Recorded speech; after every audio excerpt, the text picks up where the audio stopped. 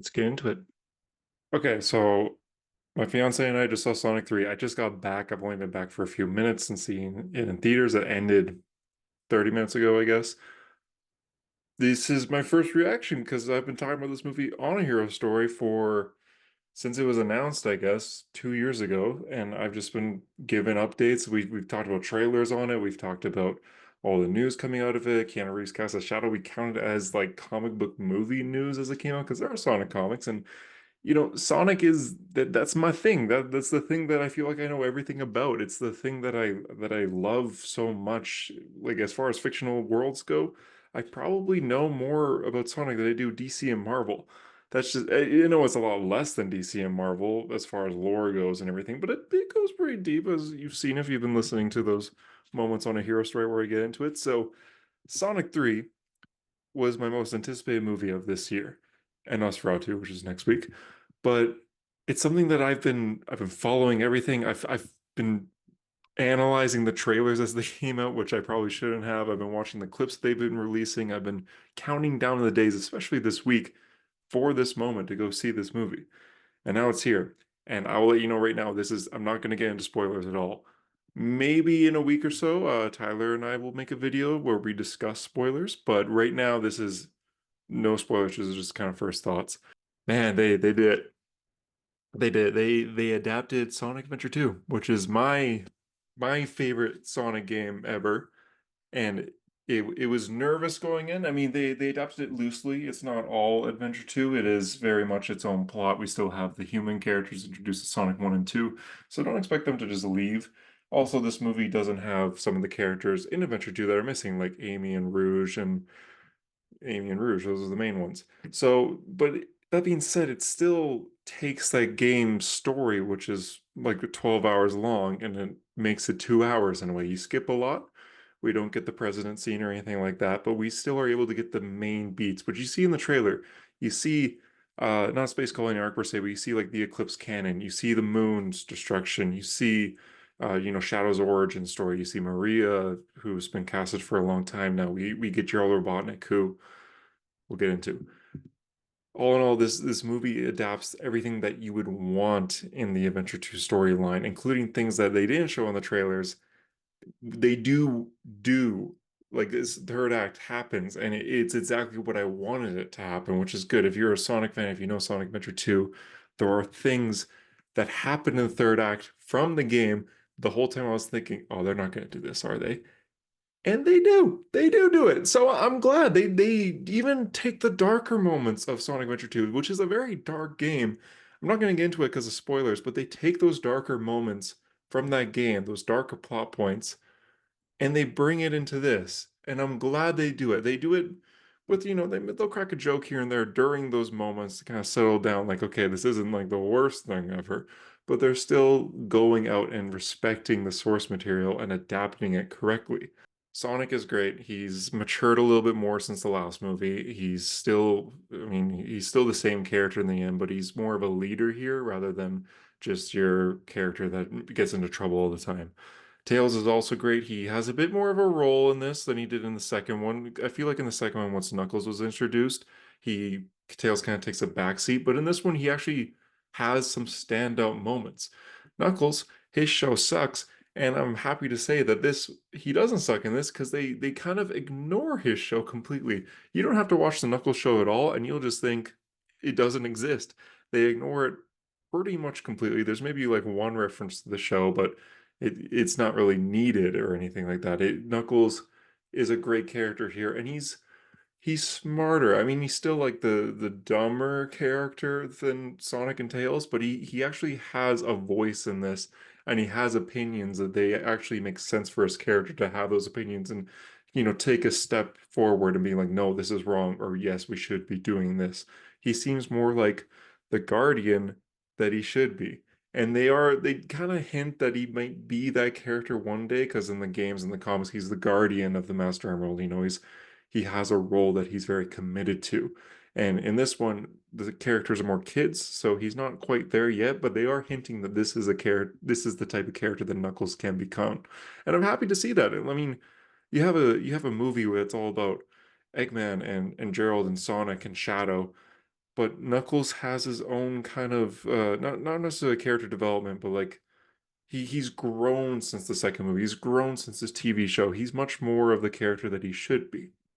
Shadow is great. I'm very happy that he's great. I was one of the few people that when it was announced it was Keanu Reeves, I was like, okay, I could see it, but do I believe it? Because Keanu Reeves, he voices Dooku Boom in Toy Story 4, and during Toy Story 4, when I hear Dooku Boom talk, I don't really hear Dooku Boom, I just hear Keanu Reeves. So that's in my head the whole time. But in this movie, I mean, at first you're like, okay, that's Keanu Reeves' Shadow, but he does sound good, and it got to the point where I'm not thinking about Keanu Reeves anymore. He just sounds like Shadow the Hedgehog, which is great. The first scene he has with Sonic's Tails and Knuckles, like that first fight scene that's teased in the trailers, might be my favorite part of the movie. It is very fast action. It's very quick. I mean, now Sonic's facing a guy who's as fast or sometimes even faster than Sonic since he's teleporting around. He's using a gun, as we see in the second trailer. He's riding his motorcycle that he does in Shadow the Hedgehog. It is just, it's exciting. It's hype. It's a chase scene through Tokyo, but they're fighting and they're yelling at each other at the same time, and they don't understand each other. But they're both Sonic and Shadow are questioning each other during this fight chase scene, and it's just very cool. There's now to Akira in this. Cinematography is really awesome. How the camera kind of goes sideways and a little bit upside down as they're in the air fighting. It's probably my favorite fight scene out of like all these movies, Sonic 1, 2, and 3. I will get to a flaw here. Yeah, I do have a bit of tidbits here. I feel like Shadow could have been used a little bit more in this movie. He is in the full movie, like he's the first thing you see when the movie starts, and he's in it to the end. But his role is kind of like Knuckles' role for most of Sonic 2, except extended a bit more. You see him a little bit more than you see Knuckles. I think he might have less screen time actually, but when you do see him for the second half of this movie, like the second act, he's kind of like he's a henchman, you know, he does what he's told and he protects Gerald and Eggman and everything, but he doesn't have much to do outside of that. Which I get, it does make sense for the story, like he wouldn't go on his own, but I feel like it would be cooler if he was sent on missions, like in Sonic Adventure 2. You know, Eggman wakes him up, and then he has his missions to get the Chaos Emeralds. And the Chaos Emeralds are already found from Sonic 2, so I don't know what you could have had Shadow doing, but him just kind of waiting for that third act, I feel like you could have had him do maybe something in between. It would have extended the movie a little bit longer, but I mean, I'd be okay with that if it was more Shadow scenes. But I know we maybe down the line in future Sonic projects we'll see more like solo Shadow stuff, like the rumored Shadow TV show or Shadow spin-off movie. That being said, they do respect his backstory. His backstory is very similar. They do change one thing, or two things actually. They change two things, which I'll get into in the spoiler review. But they were things that are very minor, and you know, you still have the same kind of storyline and same reason why Shadow is so edgy. The human plot points, I mean, the human characters are still in this, but in Sonic 2, the human characters kind of pause the movie to take over for 10 minutes during that wedding scene, which a lot of people, including myself, don't really enjoy that happening.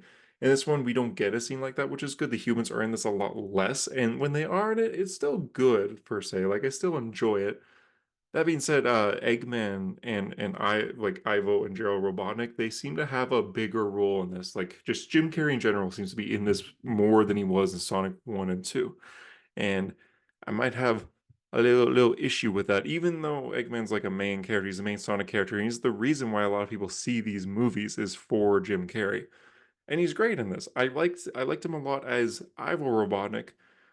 Gerald Robotnik, I wasn't the biggest fan of. Gerald is a very sad character. He's not in Sonic lore very often. He's just only in flashbacks and then when he's executed by gunpoint in the games. And then he was in a little bit in Sonic and Shadow Generations this year, but Gerald is a very sad character with not a lot known about him outside what he's need to be known. He created Shadow the Hedgehog. His granddaughter Maria was everything to him. When she dies, he goes insane. He wants to just kill everyone, kind of thing. That's his whole story arc. He's very sad. He's very serious. He's never cracking jokes. But in this movie, he has a relevant role in this movie. Like he's in the whole movie per se. And it's Jim Carrey, so he's got to make the jokes. You gotta be a little goof. I get that. I feel like they could have toned it down a bit. There's a moment in the third act, which I won't say what that moment is, but it's so cool, and I was so hyped. And as soon as it cuts to the next scene, it's just kind of Gerald Robotnik being a goofball, and I'm just like, that kind of ruined the moment in a way. It ruined the not the moment, but the momentum in a way. It's just like so exciting, and then okay, yeah, I guess we're doing this again.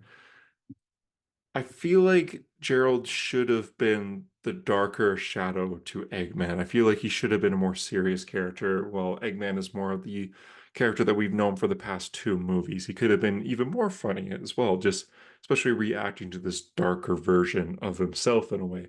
He looks the exact same and he's being very serious and sad in a way. I feel like maybe that wouldn't work for a family movie. I mean, I feel like it could have been interesting. He could have still done some jokes, but jokes as if like how Knuckles was joking in the second movie, where it's serious, but it's funny because of how he's pronouncing words or saying certain words, and it makes it funny for the setting.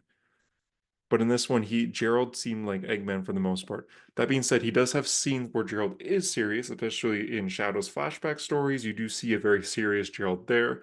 There's moments in the third act where Gerald is very serious, like he is in the games, but for the most part, he was just kind of like a funny character, which bothered me sometimes. It was good at first, but I feel like it was like despite being different jokes, there were jokes that just kept going on and on and on. I was like, okay, I get it already.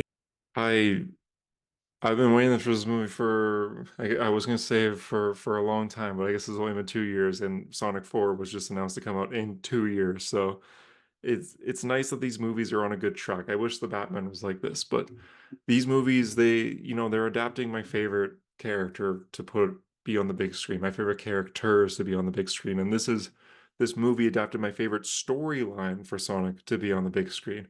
So I got what I wanted. I got the moments I wanted. I got everything I was hoping for happened, and it's just it was so fun, and I will be seeing it again in theaters probably. We'll see how many times, but it was exciting. I laughed. I almost cried at times just from joy of like, I'm a big Sonic fan. So seeing these see- yeah, I'm rambling here. Like I said, I'm not going to say any spoilers, but there are two end credit scenes. The second one was kind of expected, and it got people like, oh, here we go. Like it was exciting, but the first one, the first one had a kind of like a no way home moment. Like my theater was I went opening night, of course. I went to like the 7 o'clock showing, so my theater was excited. My fiance sitting next to me got excited, even though like she just knows Sonic from me yapping about it like I'm doing right now. So, but she got hyped over this scene. I got super hyped over the scene. I'm not gonna say what it is, but had the theater very excited for one or two reasons. But yeah, I just want to come on here and rabble since there's no podcast this week, and uh some of you guys have been asking what were your thoughts on Sonic 3, and this is my thoughts on Sonic 3 without spoilers.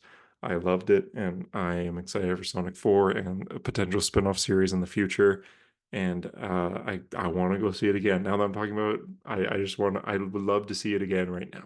Oh, also, Superman trailer was also really cool. I didn't see it on the big screen because I didn't play before Sonic, but um, Dogman trailer played before Sonic, so saw that. But yeah, Sonic 3, go see it. It's out now. We'll have our spoiler video in about a week maybe, and I'm sure JD will love this movie.